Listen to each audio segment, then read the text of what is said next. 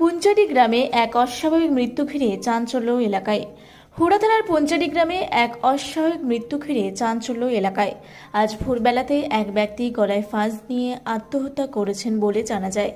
মৃত ওই ব্যক্তির নাম প্রণব তন্দুবাই, বয়স আনুমানিক 38 বছর। আত্মহত্যার কোনো বিশেষ কারণ জানা যায়নি।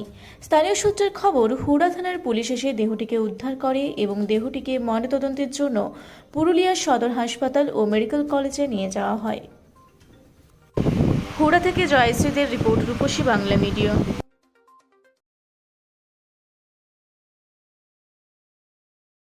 হুড়া ব্লকের লধুরকা গ্রামের অদূরে অবস্থিত দৌলত পাবলিক স্কুলের দখলে থাকা বেশ কিছু জমি নিয়ে শুরু হয়েছে আইনি জটিলতা।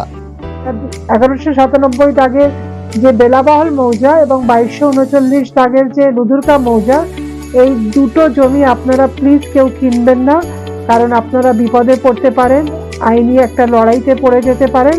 জমিটা একদম ডিসপিউটেড, ফলে একটু সাবধানে থাকবেন।